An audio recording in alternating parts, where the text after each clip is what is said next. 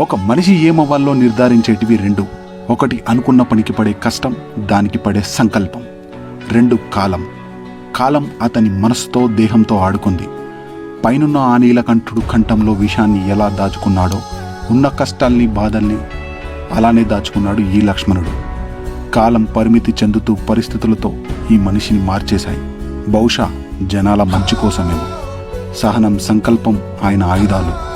కుల మత భేదాలు లేకుండా వ్యవస్థకు అతీతంగా సమాజంతో పోరాడుతూ తన చుట్టూ ఉన్న జనాలకి సేవ చేసే బోలా శంకరుడు ఇతను.